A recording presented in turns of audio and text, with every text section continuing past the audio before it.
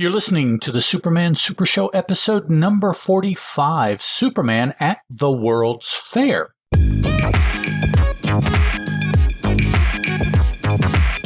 Howdy. Welcome to the Superman Super Show. I'm a host. My name is Ed, and 1,000 miles over there to my left is another host, Mr. Steeven Orr. Good day to you. Good day, sir. So, I find myself, as I finished reading these books this evening, so about, hour or so ago, in an interesting Superman position. Oh, yeah? Since Sunday morning until today, so that's almost 3 days, right? Sunday to Monday, Monday, Tuesday. Yeah, 2.5 to 3 days.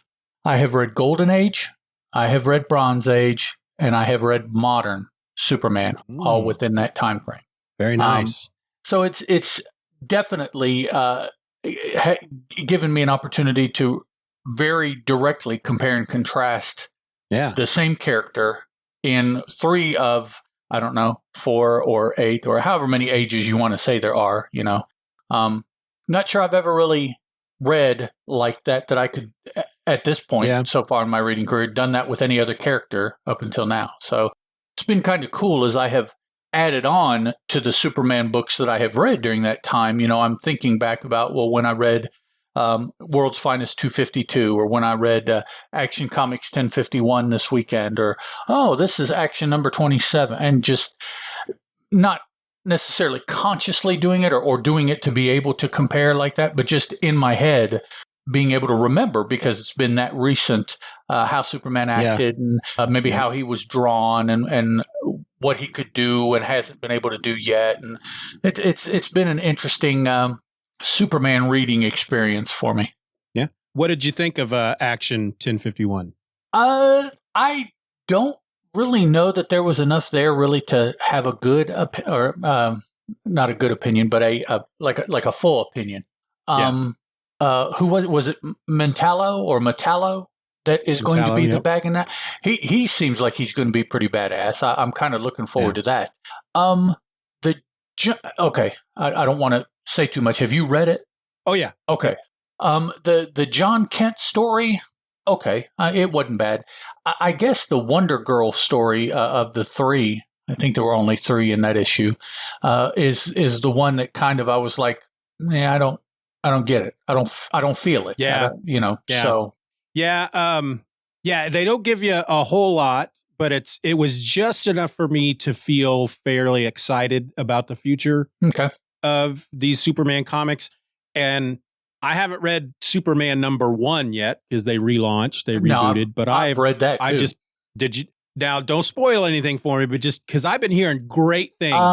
Did you like it? It was cool because something is happening that is really the thrust of that story.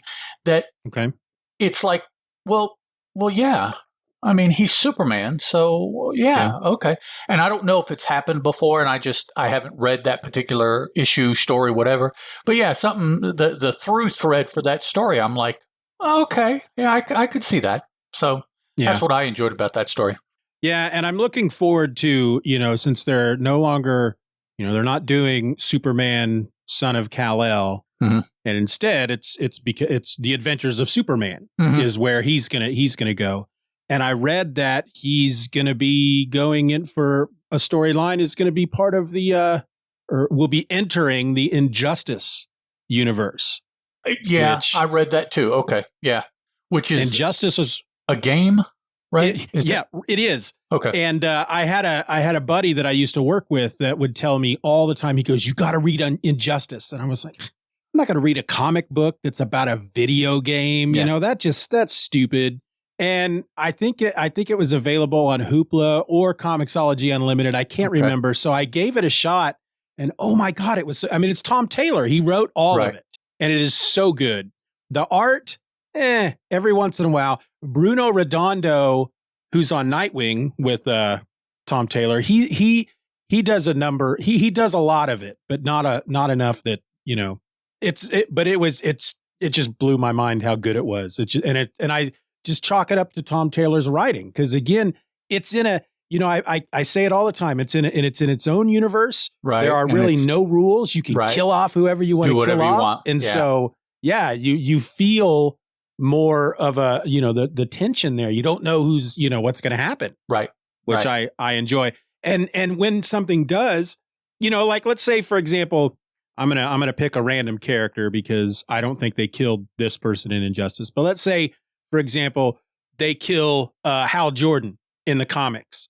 You're like, all right, well, okay, but now we'll just wait to see how he comes back. Right, yeah. He'll be back, yeah. Yeah, you don't feel that way when you're like reading like a Deceased or an Injustice or something like that. You're just like, damn, they killed him. I liked him. Right, yeah.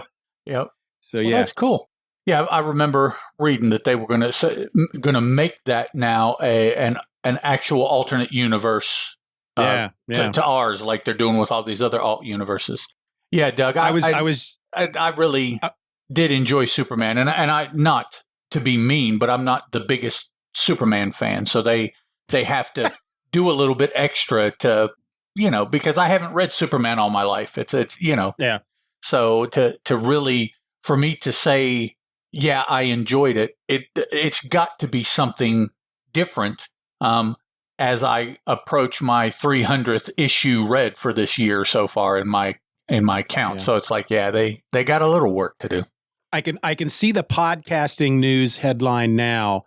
Famous Superman podcaster isn't a big fan of Superman. Doesn't like Superman. Yeah. Okay. That'll be my Senate pitch when I run for Senate. Superman fan doesn't like Superman. Okay. They'll be asking you that, So is it true that you hosted a Superman podcast, but you don't like Superman? I have no recollection of those events. I do not recall that as you stated. I didn't inhale. Is that can I answer with that? Yeah. Do you mind if I sell myself? No, go ahead, man. For a moment. You and I had talked about this a week ago, maybe, but I have been planning this podcast because, that's what I need, another podcast. Right. But one of the things that, because I'm doing this and because I've been doing The Death of Superman over on JAF Presents, which is on a hiatus right now, but that's only because there were no books being released in 93 at this time. They literally took like a month off. Okay. And because they would have been rebooting everything at this point with the new Superman. But it's got me, interested in reading, finishing the John Byrne run, which I never finished, and then just continuing on through, post-crisis Superman. And so I'd been planning on starting this podcast called Superman or Else, going through all the issues one at a time, one episode at a time. And I kind of had this idea. I thought, well, what if I just release those on the Superman Super Show feed? Since we already have regular episodes dropping every Monday, I'm not going to feel the pressure to try to get one of these episodes out every single week. I can just, if I want to put an episode out one week, I can. Yeah. Yep. So now I will say that as of the time that we're recording this, which is February 28th, I have 2 episodes right now recorded. By the time this episode that we're recording right now, it'll release on March 13th. That week, Friday the 17th, I'll put up that first episode of Superman or Else. And I'm not going to give it its own feed. I'm just going to, it's going to be part of the Superman Super Show family. It will have its own website, but beyond that, it's just going to be like extra fun episodes for people who are enjoying this show. More Superman books. Yeah. Okay. Yep. I think as far as the notes that I have taken for my banter, I think I'm bantered out. All right. Well, then we will move on. Today we're going to be looking at Superman at the World's Fair, which appeared in New York World's Fair Comics. I don't even know if this has a number 2 on it, but it's considered number 2.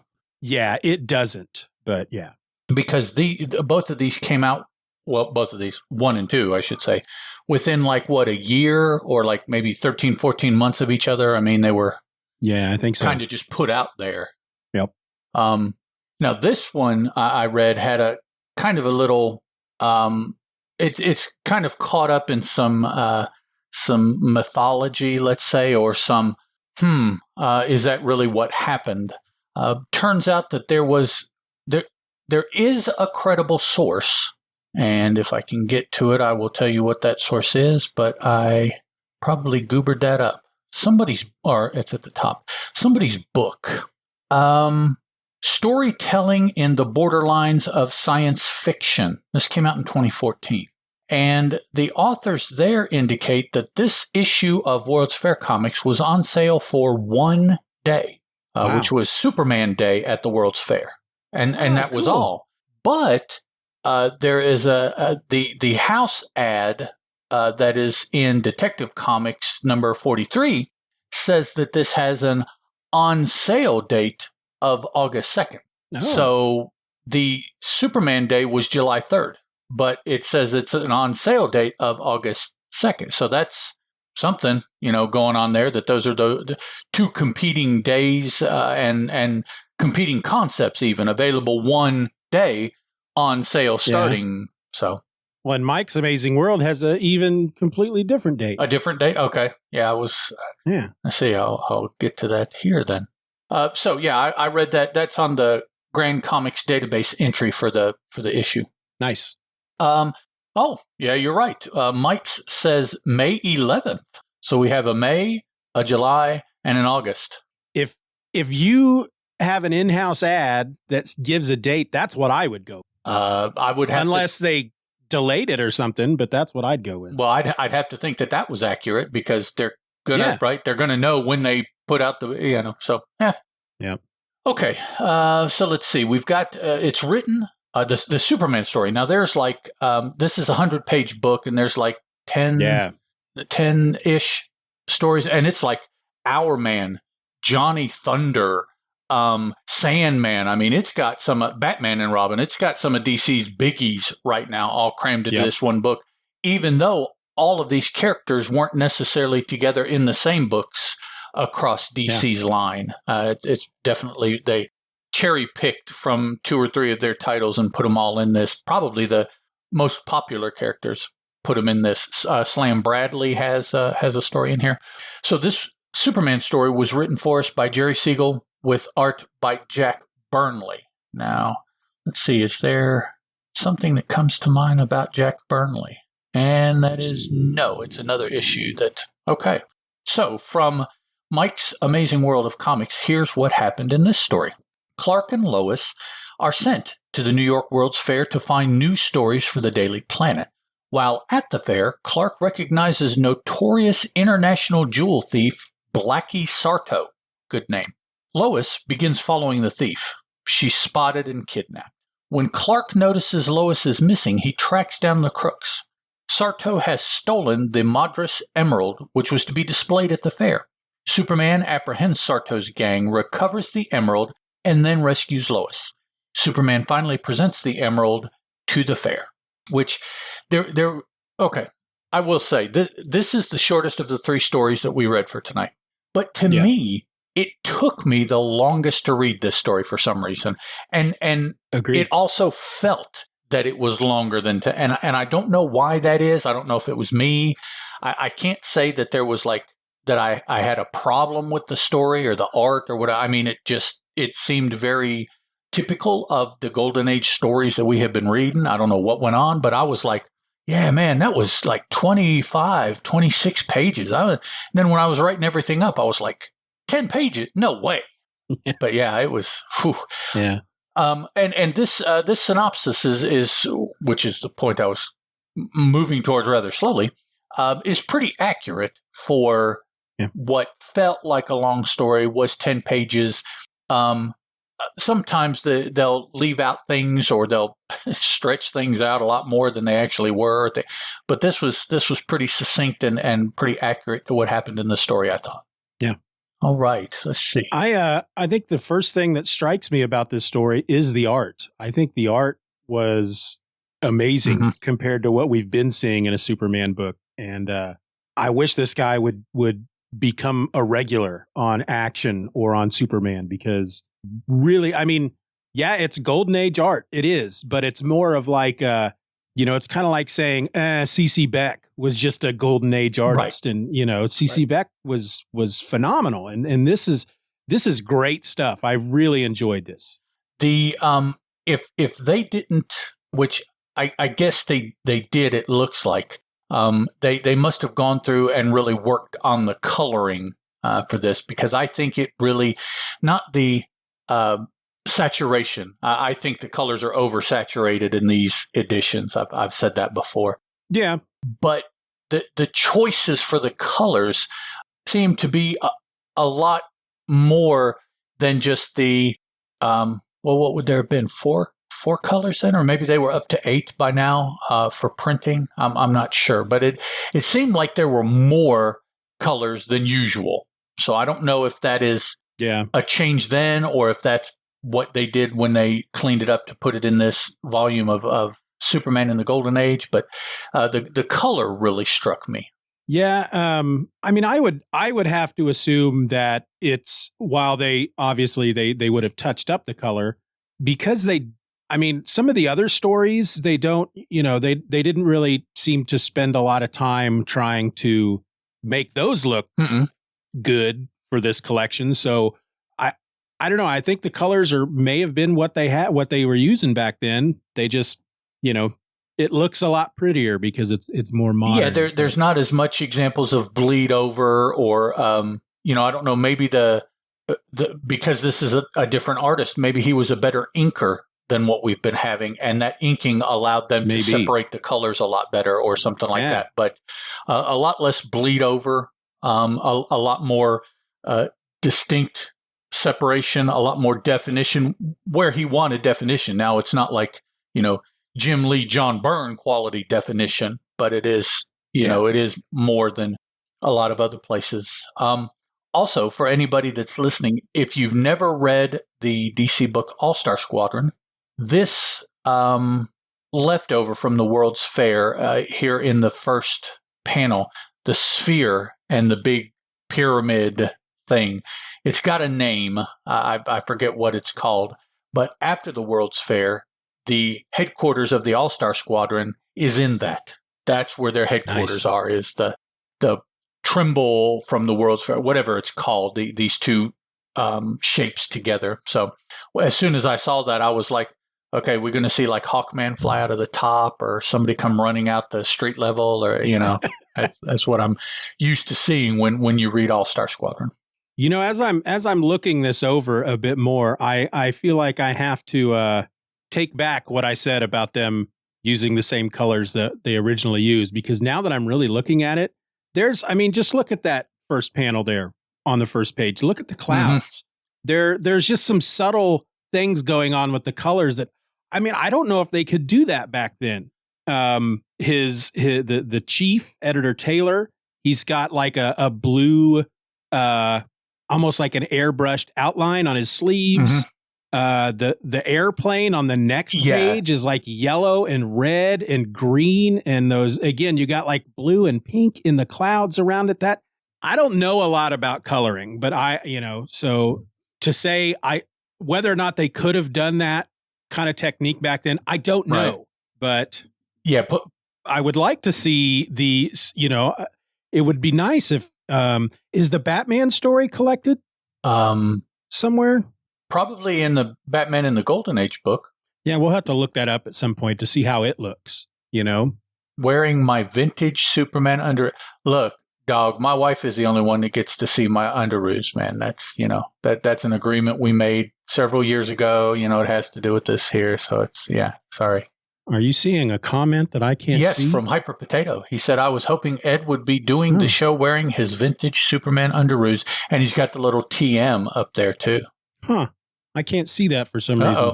I see it. My last comment is Doug's, saying that sounds really cool. That's the comment I have right above that. Huh. Well, that sucks for me. But we'll take a look and see what. Now, that still won't necessarily be definitive, because we don't know necessarily that how Batman was colored, because we haven't been reading his stuff. So it's like comparing apples to like maybe Asian apples or something. You know, I mean, you don't know that it's a direct. And I'm not slamming on my Asian brothers and sisters out there, so don't anybody think that. But because of the art, because of this, you know, we have this different guy doing the art, and because of the way that it's colored here for this collection anyway, the entire time I'm reading this story, my main thought was they really must have believed in this issue, because it looks like they pulled out all the stops to make this World's Fair comic, you know, better than anything else that they've been putting out. Right. Well, yeah. So again, we don't know if that's true or not, but that's the thought it gave me. Let me look at this cover. Is there I wonder, yeah, there is a price. Okay. I was going to say, I wonder if they gave this out, but no, there's a price on there. So they sold it at some point. I don't know if they sold it at the World's Fair or they sold it in August, whenever it was supposed to go on set, whatever. But and the cover is fairly, you know, the colors are flat. Yeah. Yeah. Like everything has been up until now. It's just like, you know, color this color, and inside these lines, color that color. And what do they call that when some block? No, not block. What do they do to the colors? Somebody does to the colors before the final colors are flatting. Flatting. Yeah, that's what it's. Yeah. Yeah. See, I knew you'd know. Yeah, I used to do that. Okay. I didn't. All right. Don't think I knew that, but the story is pretty standard. I don't know. There's a reference here to something that we haven't read of Superman's exploits, and that was kind of different. I think that might have been the first time that came up here, where he said, telling Lois how he recognizes the jewel thief. Excuse me. He said, "This bird is a continental crook who isn't known over here. 4 years ago in London, I covered a crime in which he was a suspect.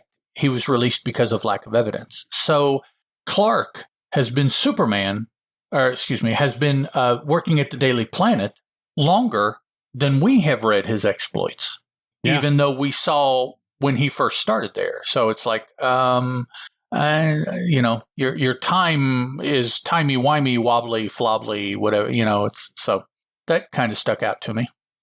One thing another thing that really stuck out for me is when, I mean, first off, for a book that's set at the World's Fair, it felt like they don't spend a lot of time at the World's Fair.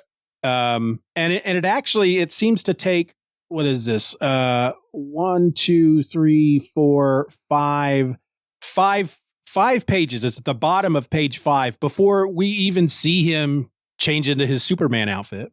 But look at that page 6. He puts on that Superman outfit. He leaps into the air, and what is he saying? Up, up.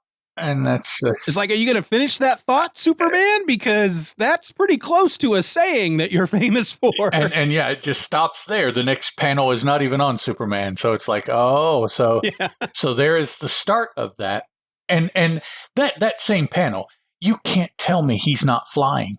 Right. I mean, come on, people. So I'm glad you brought that up, because I thought the same thing. There, you know, in this story, there are a couple of moments where I felt, all right, this artist didn't know that Superman can't fly.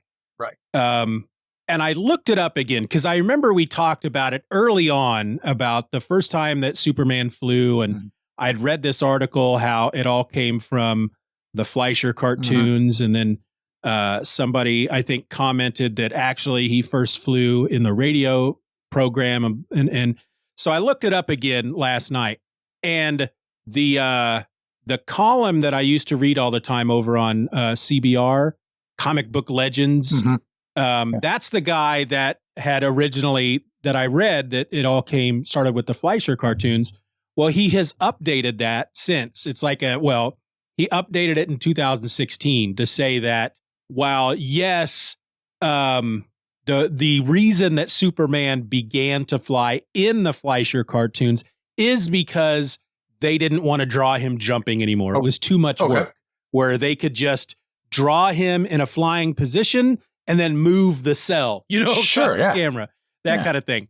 But it did verify that, it's like the first time in any kind of media that Superman flew was in the radio show. Oh, okay. I have a question.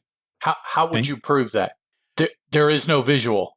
So how are you going to say? Well, because it talks about that. Let me see if I can find it real quick. So I mean, unless somebody says, well, I mean, you can't go with the up in the sky because he could still be jumping. So what it says is in the very second episode of the Adventure of Superman radio show in February of 1940, the episode was Clark Kent Reporter. It says that the episode opens stating that he is hovering in the sky. And the whole up in the sky, look, it's a bird, it's a plane, it's Superman. That comes from the radio show as well. Well, that somebody saying that definitely doesn't mean anything, because if he's jumping and he's going from one side to the other because he left, it would appear as though if all we saw was him in the air, that he was flying to us from our perspective. That's Well, but this makes me think that I haven't listened to the episode, so I don't know. Maybe radio. Oh, now I can see Hyper Potatoes comments. That's older than me too, Hyper.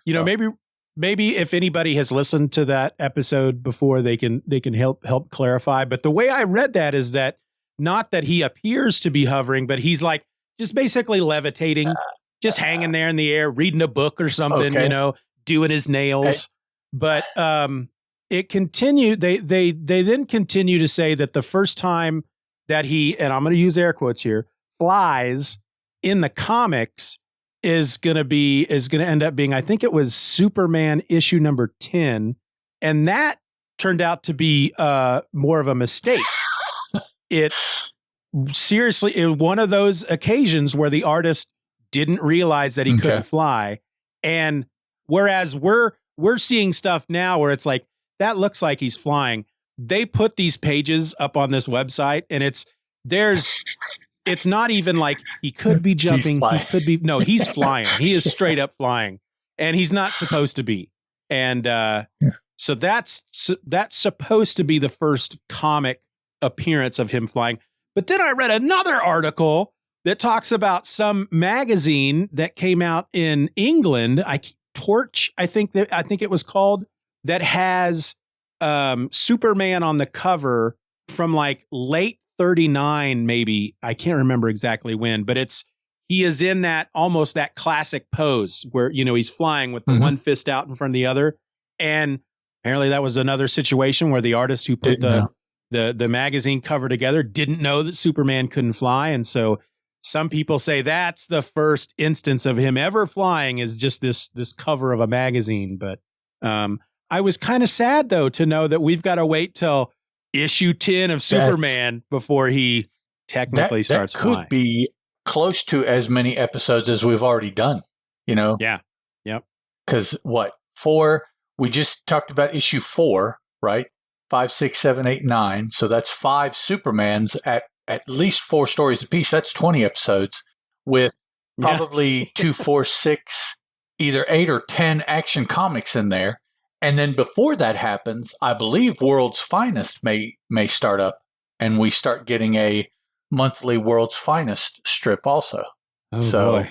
But just one at first for a while. And it's just a World's Finest. World's Finest is the second issue on the first issue they called World's Best or something like that. So World's Best Comics. The article does say when it talks about the radio show that when it came to what Superman could do, his backstory, Clark Kent, all that compared to the comics, the radio show just really didn't give a crap what was going on in the comics. They changed a lot of stuff. It says that in the radio show, Clark Kent came to Earth already a full-grown man. Stuff like that they changed. So, yeah. I did rather enjoy this story. It was fairly standard. I wonder if one of the reasons why it felt like it was a longer story was because it wasn't as hyperactive as some of the others. Okay. He's not like, he didn't do like 19 different things in one story where he's over here on this side of the city doing this, and then he has to fly out, go and get that guy and blah, blah, blah, and back and forth. I mean, it's just simply, look, I know that guy, he's a crook, and the guy goes and gets the jewel, and then Superman gets it back. I mean, really, like you said, that synopsis, it's a very short synopsis and it's very accurate to what happens in the book. There's not much to the story, but there was still a lot to read. The story itself seemed a lot more focused, not necessarily focused, but just a single track. The story was this one element. It didn't bring in these other branching elements, and you go off, like you said, to see him deal with this that's related, deal with that's related. This person comes in who wants a piece of the cut, and it's like, no, it was all jewel thief, dude stealing the jewel, Lois getting in trouble, of course. They got a fridger, not to the ultimate extent, but that's what seems like that was the only reason females were in stories at the beginning, was so that they could be the impetus for the heroic male to whatever, rescue or stop somebody or interact with the bad guys or whatever they're doing. So, but yeah, I did enjoy it. You don't think we enjoyed it because it was only 10 pages, do you?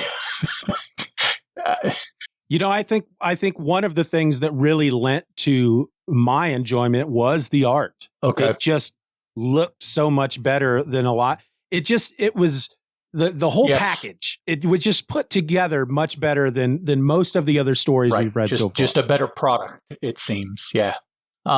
So on this page here, I think it's page 9. He's carrying the car. Okay. Yeah. Is this the first time we see a sound effect? Because he's smacking somebody and it says sock. I think so. More like I don't yet.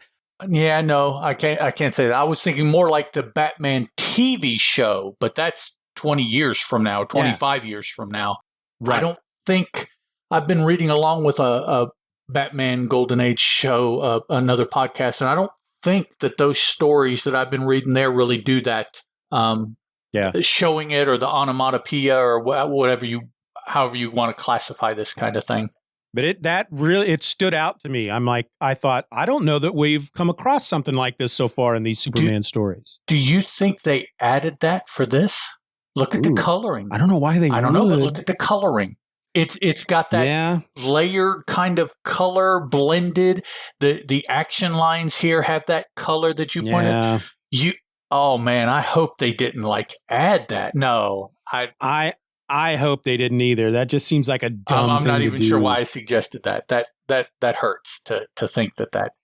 But it does look out of place. Kind of, yeah. And we haven't seen it anywhere else before now, too. So I mean, We also have on page 1, 2, 3, 4, Lois with a thought balloon. Everything up to this point has been in a regular balloon with parentheses around what they've been saying. And actually, as we get to these Action Comics after this, they go back to that parentheses thing. So is that an artist? Is that an artist choice? I don't know. Yeah, I'm not sure. So, but that stood out to me as well. We're seeing some new conventions that didn't necessarily take hold, but this would be the first place that they did it. If you're tracking, that sort of thing. So.